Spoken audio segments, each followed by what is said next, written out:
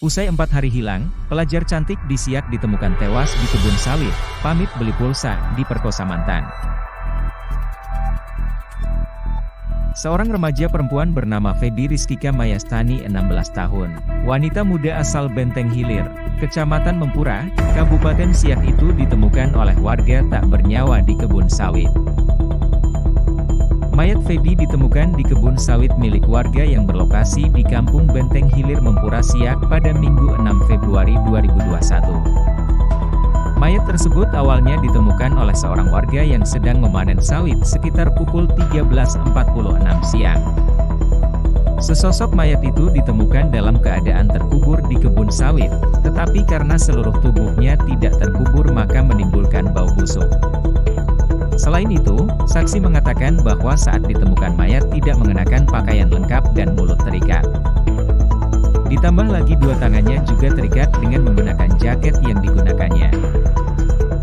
Kasat Reskrim Ibtu Rahmat Wibowo mengatakan bahwa jika dilihat dari ciri-cirinya, maka mayat wanita itu jelas merupakan Feby Rizkika Mayastani.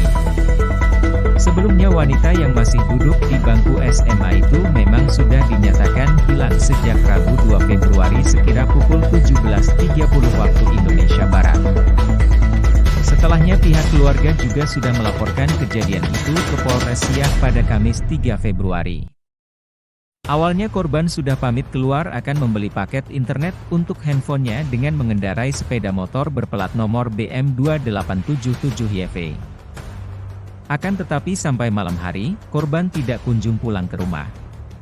Tim Jatanras Polres Siak menangkap mantan korban yang diringkus polisi pada Minggu 6 Februari sekira pukul 23 malam, di Kampung Benteng Hilir, Kecamatan Mempura, Kabupaten Siak. Pelaku bernama Sandika Arya Syahputra 16 tahun.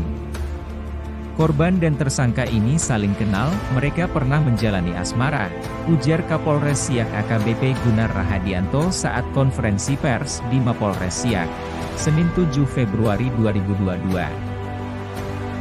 Kini mantan sang pelajar cantik itu sudah ditetapkan polisi sebagai tersangka. Sandika Arya Syahputra tega membunuh dan memperkosa mantannya yaitu Feby Rizkika Mayastani di kebun sawit.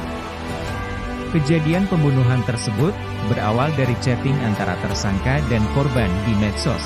Di sana mereka janjian untuk bertemu. Setelah bertemu korban, tersangka membawa korban ke kebun sawit milik kakeknya. Tersangka berdalih kalau ibunya yang akan memberikan pinjaman uang, berada di dalam pondok yang berada di kebun sawit itu. Berharap ingin mendapatkan pinjaman uang tersebut, korban bersama tersangka berjalan menuju pondok. Di sana tersangka langsung mencekik leher korban hingga lemas tak berdaya. Melihat kesempatan emas itu, ditambah suasana kebun yang sepi, tersangka menyetubuhi korban tanpa perlawanan, karena korban dalam kondisi pingsan pasca dicekik serta mulutnya disumbat dengan kain. Puas melampiaskan nafsu bejatnya, tersangka menggotong korban sejauh 20 meter dari pondok. Untuk menghilangkan jejak, tersangka memotong urat nadi korban, seolah korban melakukan aksi bunuh diri. Di sana, jasad korban ditinggal pelaku begitu saja dengan ditutupi dahan kayu. HP milik korban diambil oleh tersangka, sementara sepeda motor milik korban disembunyikan tak jauh dari TKP pembunuhan terhadap korban. Tersangka akan kita jerat dengan pasal 81 ayat 5 UU nomor 17 tahun 2016 tentang penetapan Perpu No. 1 tahun 2016 tentang perubahan kedua atas UU No. 23 tahun 2002 tentang perlindungan anak dan pasal 340 KUHP. Dengan ancaman kurungan maksimal 20 tahun penjara atau hukuman mati.